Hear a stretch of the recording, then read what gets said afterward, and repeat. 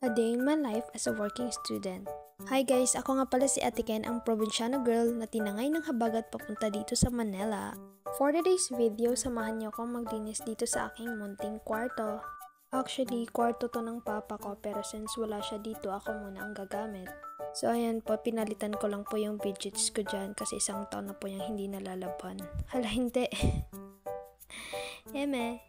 Sobrang tagal ko nang gustong gawin ang pagbi-video dito sa kwarto while naglilinis ako, pero ngayon lang ako nagkaroon ng time. Alam mo naman, bilang isang masipag na cutie pie girl, kailangan priority natin yung matulog. Huy! Pero alam niyo, sa totoo lang, sobrang hirap na akong i-manage yung time ko as a working student kasi kailangan mong hatiin yung priorities mo between sa pag-aaral mo and sa work mo.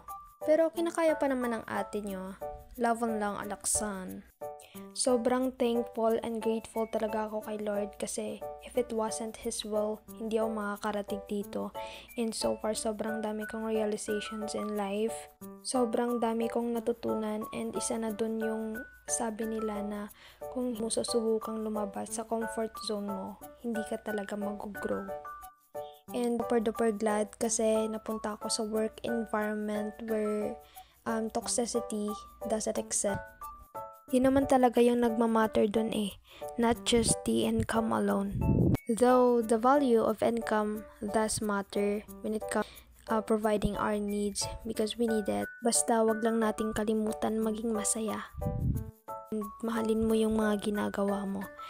With that, everything will gonna fall into better place. Nga pala guys, share ko lang din. Yung cabinet nga pala na ko lang yan. Nanghingi lang ako ng carton sa ginawa ko siyang cabinet. And nilagyan ko lang siya ng wallpaper something para gumanda.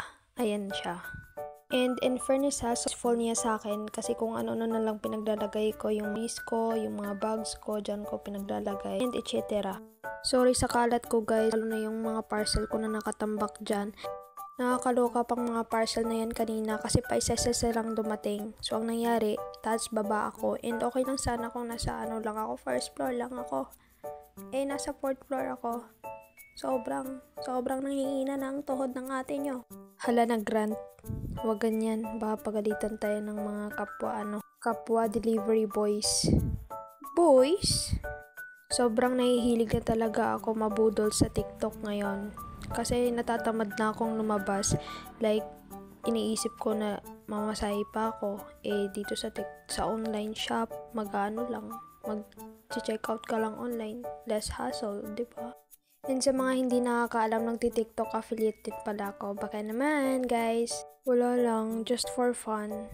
Sorry guys, kung sobrang bagal ko magsalita, hindi ko kasi kayang magsalita ng parang rapper.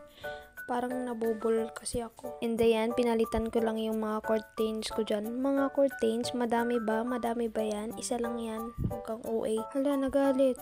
And here's the exciting part, ang paglalagay ng bedsheet na bago.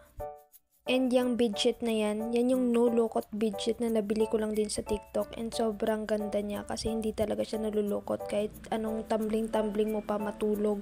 So, sa mga malilikot na matulog kagaya ko dyan, this is for you. Sobrang init ng panahon ngayon, grabe. Parang hindi na makahinga ang kefe ka. What? Pero oo, sa totoo lang, dumating na nga ako sa point na kahit yung buga ng electric fan mo, sobrang init na. Parusa na ba to, Lord? Kaya huwag kalimutan ng uminom na tubig and stay hydrated, everyone. Bagong ligo pa ako niyan pero pinagpapawisan ako ng malala. And ayan, pinalitan ko na nga ng punda yung dalawang unan ko dyan para maging beautiful. Himbing na naman ang tulog ng fokerat na to mamaya.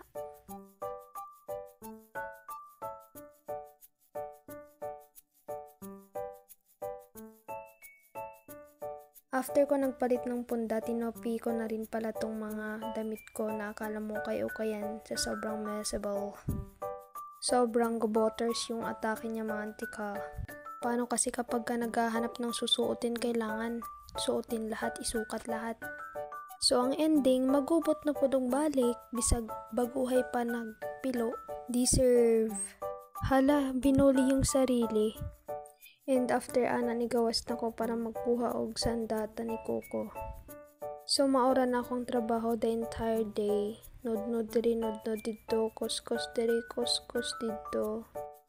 Pero worth the effort naman kasi after maglinis, parang feeling mo, kakalabas mo pa lang sa sinapupunan ng nanay mo. Hala, na para bang mapapantayan mo na ang feeling fresh ng close-up. Hala, ang OA.